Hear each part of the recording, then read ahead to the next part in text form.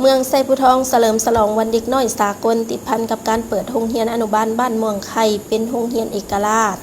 ในตอนเช้าของวันที่ 2 มิถุนายน 2026 นี้อยู่ที่โรงเรียนอนุบาลม่วงไข่เมืองไซบุทองแขวงสวรรณเขตได้จัดพิธีเฉลิมฉลองวันเด็กน้อยสากลครบรอบ101 ปี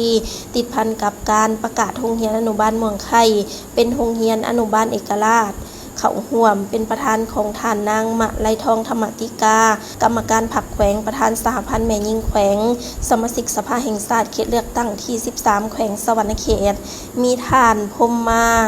สงวิไลโฮงเลขาผักเมืองประธานคณะกรรมการปกครองเมืองท่านอัมพรข่าวเพียรสุพรมรองหัวหน้าแผนกศึกษาธิการและกีฬาแขวงมีบรรดาท่านในคณะประจำผักเมืองกรรมการผักเมืองหัวหน้าของการคณะของการผู้อำนวยการโรงเรียนครูอาจารย์แขกถึกเซินและน้องน้อยนักเรียนเขาร่วมอย่างเป็นขบวนฝดฟื้นภายในงานก็ได้จัดให้มีกิจกรรมปลูกต้นไม้ส้มขบวนฟ้อนของน้องนักเรียนและกิจกรรมโภชนาการสุขภาพเด็กดีเด็กน้อยเฉลี่ย5 ปีพร้อมแจกยาขาเม็ดท้องและวิตามิน A โอกาสดังกล่าวท่านนางเกิดมีเทพศรีทาผู้อำนวยการโรงเรียนม่วงไข่ได้ผ่านบทรายงานสภาพการจัดตั้งปฏิบัติของโรงเรียนอนุบาลม่วงไข่อนุบาลบ้านม่วงไข่สั่งตั้งขึ้นในปี 2008 โดยขึ้นกับโรงเรียนประถมม่วงไข่และนอนอยู่ในกลุ่มบ้านที่ 4 ของเมืองไซบุทองห่างจากตัวเมืองไซบุทองไปทางทิศตะวันออกเฉียงเหนือประมาณ 10 กิโลเมตรโรงเรียนอนุบาลม่วงไข่มีเนื้อที่ 2,700 ตารางเมตรมีอาคารเรียนถาวร1 หลังมี6 ห้องนำไส้เป็นห้องการครู1 ห้องนำไส้เป็นห้องเรียน5 ห้องปัจจุบันนำไส้เป็นห้องเรียนห้องสอน2 ห้องนอกนั้นเป็นห้องว่างมีอาคารห้องน้ำ2 หลังมี4 ห้องแต่ปัจจุบันได้ไส้1 ห้องส่วน3 ห้องยังขาดงบประมาณการซ่อมแปลงในโซเคียน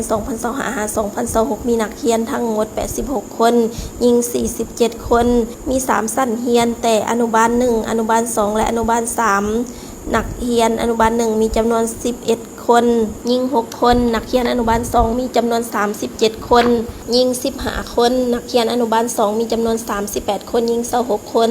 จากนั้นท่านกี่แก้วไสยแสงหัวหน้าหน่วยงานก่อนวัยเรียนสามัญศึกษาและวิทยาศาสตร์ได้ผ่านใบอนุมัติสั่งตั้งเปิดโรงเรียนอนุบาลม่วงไข่เป็นโรงเรียนเอกราชขึ้นอย่างเป็นทางการพร้อมกันนี้ก็ยังได้มอบใบอนุมัติโรงเรียนอนุบาลม่วงไข่เป็นโรงเรียนเอกราชให้ผู้อำนวยการโรงเรียนอนุบาลม่วงไข่โดยให้เกียรติมอบของท่านพมมาทรงวิไล